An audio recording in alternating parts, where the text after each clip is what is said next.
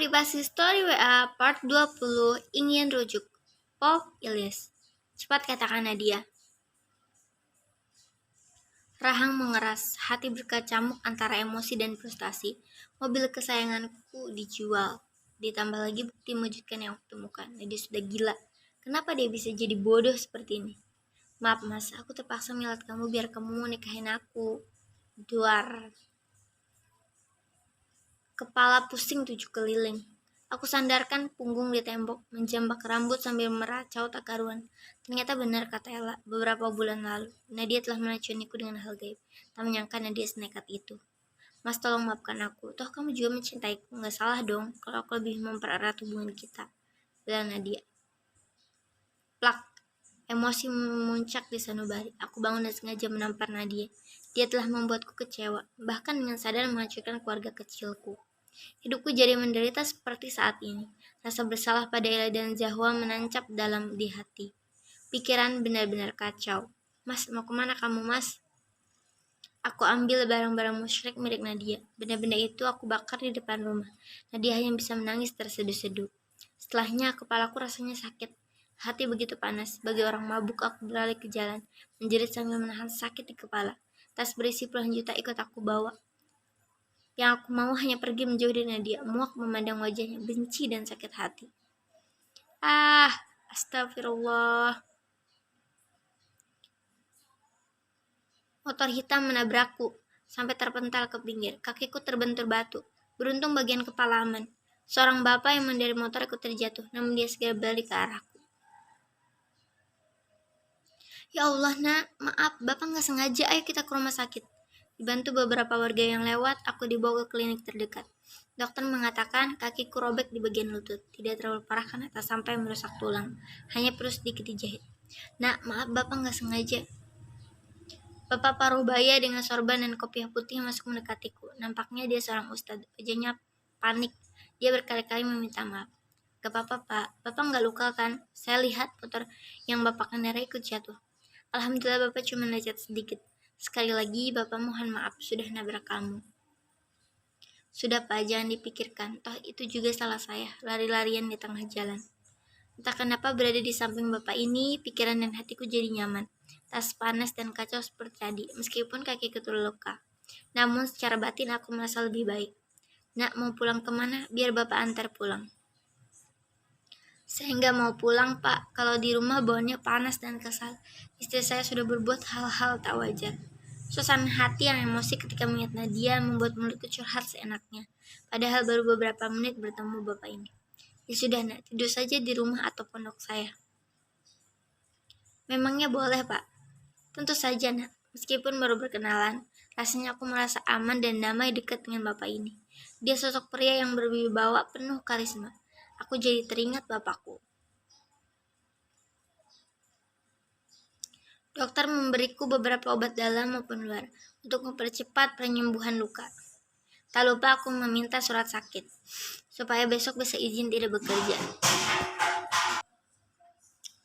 Di sepanjang jalan, aku sedikit demi sedikit mengobrol dengan Pak Abdullah, mulai dari saling berkenalan nama, sampai aku kebablasan menceritakan masalah rumah tanggaku. Dari pembicaraan kami, Pak Abdullah seakan paham kondisiku. Nampaknya dia tak asing dengan hal-hal musyrik yang dilakukan Nadia. Assalamualaikum, Mbah Yai. Abah dicari Bu Nyai. Alhamdulillah Mbah Yai sudah pulang. Waalaikumsalam. Tadi abah nggak sengaja nabrak orang, jadi ke klinik dulu. Astagfirullah. Tapi abah nggak apa-apa kan? Alhamdulillah nggak apa-apa nak. Alhamdulillah sudah. Aku izin pamit pulang dulu Abah Yai. Silakan, hati-hati di jalan. Dengan takjim pria yang lebih muda dariku mencium tangan Kiai Abdullah, kemudian tersenyum kepadaku. Ternyata orang yang aku temui ini seorang kiai hebat. Terlihat dari pondok pesantren miliknya yang begitu luas. Ya Allah, Abah, kenapa baru pulang? Umi bilang pakai mobil aja, diantar santri. Malah ngotot naik motor, mana pulang larut malam bikin jantung Umi mau copot aja. Istrinya Abah Yai terus saja berbicara, raut wajahnya nampak gusar. Aku jadi teringat Ella, mantan istriku yang selalu membuatku bahagia. Ella akan mengomel seperti Bu Nyai kalau aku pulang malam tanpa mengabarinya. Tenang Umi, alhamdulillah Abah baik-baik saja. Alhamdulillah, Abah. Terus ini siapa, Bah? Ini Nailes Umi. Tadi Abi nggak sengaja nabrak dia. Ya Allah, Abah. Bunyai langsung memastikan suaminya baik-baik saja. Kemudian beralih padaku. Dia begitu cemas dengan kakiku yang luka-luka. Kemudian aku dipersilakan duduk. Bunyai menyuguhkan minuman dan makanan. Dia begitu peka kalau aku belum makan dari siang. Dengan lahap aku makan sepiring nasi dan ayam goreng. Rasa malu aku kesampingkan demi keberlangsungan cacing-cacing di perut. Selesai makan, kami terlibat omongan serius. Ternyata Bayi merasakan hal yang janggal dari tingkahku. Aku ceritakan secara detail benda-benda musyrik yang aku temukan di lemari Nadia. Astagfirullahaladzim. Istri kuda kamu sudah tersesat di jalan kemusyrikan. Kasihan mantan istri dan anak kamu. Mereka pasti terluka. Seharusnya kamu diruqyah agar hal-hal negatif musnah dari tubuhmu. Ya Umi, saya juga tidak menyangka akan seperti ini. Awalnya kami dekat sebagai sahabat sampai tiba-tiba saya begitu tergila-gila dan rela menyakiti anak istri. Pasangan suami istri di hadapanku saling menggeleng. Mereka mengusap dada sambil terus melafalkan istighfar. Maaf Nak Ilyas, Bapak boleh bertanya? Boleh Abah Yai. Apa nilai selalai melaksanakan sholat 5 waktu dan jarang membaca Al-Quran? Iya Abah Yai.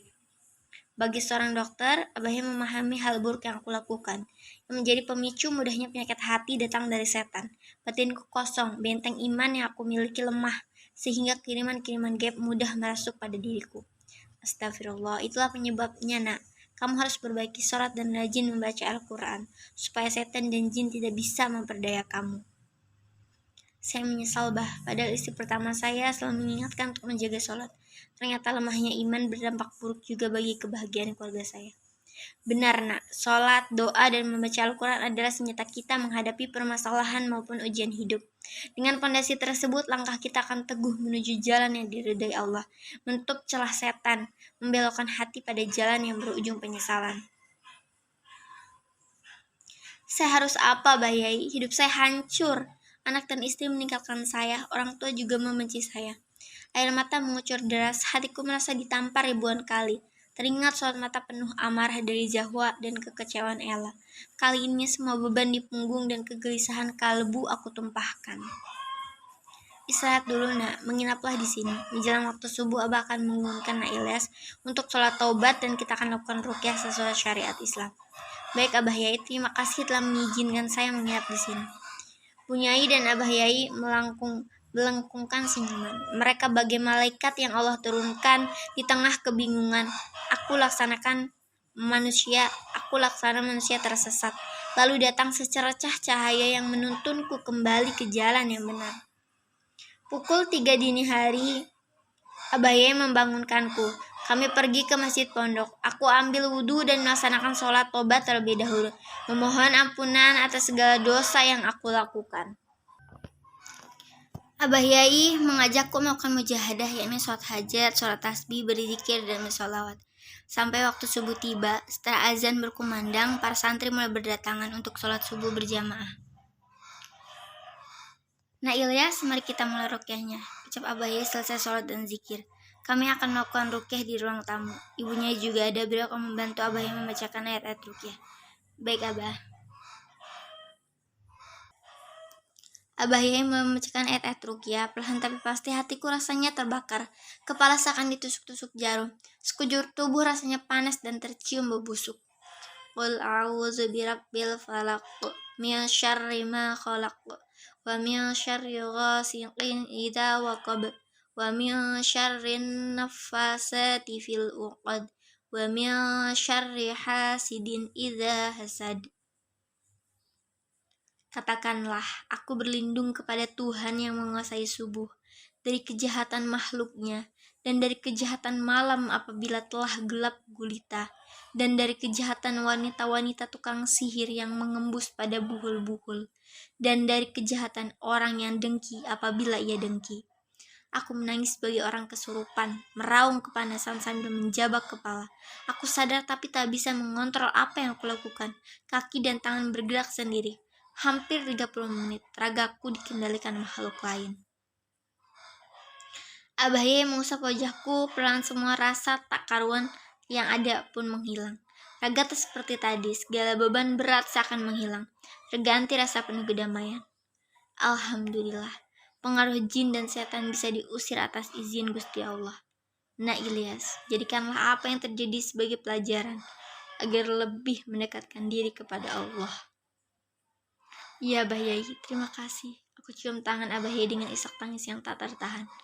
Nah Ilyas, kalau Umi boleh saran, segeralah bertemu mantan istri, anak, orang tua atau siapa saja yang mungkin pernah Nah Ilyas sakiti.